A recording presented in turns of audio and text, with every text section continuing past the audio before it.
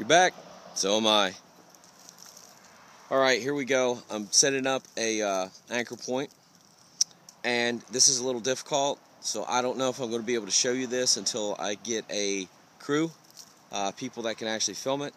Although I really like the impromptu style, like the Survivor Man show that's on TV, where he's a pretty extreme survivalist. You know, his show is in some ways limited because he can't show every single thing he does, like some of the other survival shows. But yet he wants to really put himself in that situation where you feel his anxiety of impending doom, which is really interesting. That's pretty doggone ballsy right there.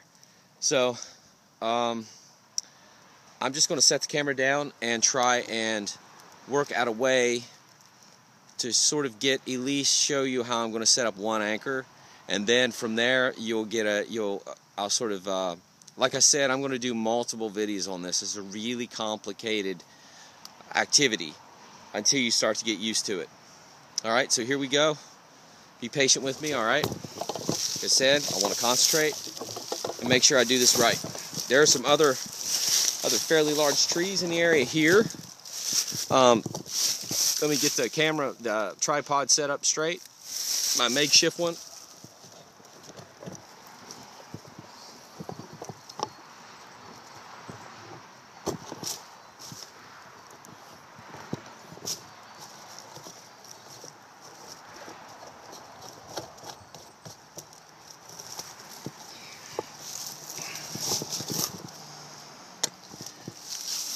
All right, typically, you know, somebody would get this stuff into a studio or into a computer, both, whatever, and they would do a editing to the video itself, but I don't have my editing software yet. I have to pick it up. So, you know, I'm just doing this best I can with the phone, so I apologize for any crappiness to the video. Right now, this time I've got my rope with me, even though it's still attached to me. I've got my helmet. And I've got my iPro. It's my dad's glasses. It's freaking sweet, right? Look at that. It's like, it's pimp. I'll be back. Yeah, I will. Okay, so let's take a look here at the area and what we've got to work with. More, you know, 3 anchors is always recommended. 3 points of contact. I hope you guys can see it. There's a big freaking tree about 20 feet away. Little tiny tree. This little guy here. These trees. And there's one right there. So what I'm going to do is run a line to all those. And instead of 3, I'll have 4 points of contact. That tree is my main anchor over there. Although there are some rocks around, I checked. There's no cracks where I could put cams. So I have to rely on, well, what I've got. And you got to remember, if this was a survival situation, and there was a crack here, even if you had to like stuff your shoe, or not that, don't quote me on that. I don't want you to get injured. Remember, do not try this at home. Get training. Seek a professional before you start to attempt to do this. There's a lot of good books out there. One is called Freedom of the Hills, A Guide to Mountaineering. One of my favorites. Read that book cover to cover hundreds of times. It not only covers rock climbing, but gear, clothing, you name it. Other tips of survival. Then there's the SAS Guide to Survival. It was done by the British SAS. There's obviously military guides, civilian guides, you name it. There's tons of literature, videos, DVDs out there.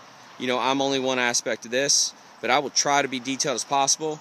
That way you don't have to spend, you know, a good 7 months doing your research before you do something. I want it all to be in one place. I hate compartmentalization. You know, this is over here, and that's over there, and that's over there, and that's over there. When all knowledge is really connected. You got me? So here we go. Doing my best to do this. I will do another video. I will talk about it in detail. Into even more detail. Alright? Alright, good to go. Here we go. I'm going to set up these anchors. And I'm going to put the camera back down at an angle where you can see me come down. And I'm going to rappel down. You won't necessarily see the anchor set up, but I got to cover that in another video, alright? Oh, one other tip that I do recommend is you don't have to learn in the circumstance. where you want to learn how to rock climb. When I first started teaching myself how to rock climb, I did it on the ground. I did it in my living room. Like, I would pretend that that table leg was an anchor point, you know, that doorknob, and, you know, around the toilet. Like, I would practice these techniques on objects that looked familiar to the ones that they had in the books.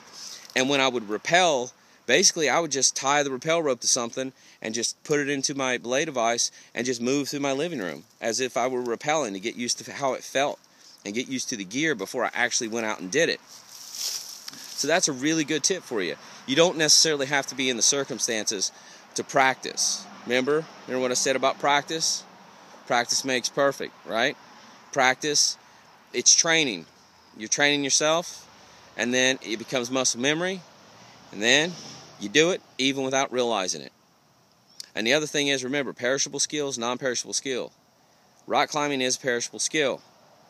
I had to even refresh my memory on this stuff a little bit. It's been a couple years. It's almost been, it's been a good 10 years since I've rock climbed last. So, there you have it. I can't wait to take you guys to a place in West Virginia called Cooper's Rock. A lot of Special Forces guys actually go out there and rappel on a certain part of it, and I want to go out there. It'd be great to get an interview from those guys and just talk to them. Veterans are some of the coolest people in the world if you get to know them. Just don't stress them out. That's all. You stress them out, they don't want to be around you. It's just because, you know, their experiences and stuff. Because in the military, you're taught either the fight or flight. Well, in the military, is what they do to you is they take that flight instinct out of you. They do away with it. I don't know how they do it, but they go in with a psychological scalpel and they cut that crap out of you. So when you get into a circumstance where you feel stressed, you don't feel like you need to run, you feel like you need to fight. And it's what they taught you was to fight to the death, no matter what, and never give up, and never submit, never surrender. Okay? I know it sounds weird, but there it is. I just broke it down for you a little bit. There's some of the mystery taken out of PTSD. You got me? All right, here we go. Let's do this. Let's do this. I am so excited to show you guys this stuff. I want to get this camera at such a good angle. It's kind of hard, so I may have to go like 50 feet away, so you might see me just a little tiny person, you know, rappelling down the rock. But I'd still want to get it all in frame, so you see me start, how I stance. I start to slowly work my feet back, and I let some slack out of the rope, and then I slowly rappel to the bottom, and when I reach the bottom. Okay? See you guys in a bit.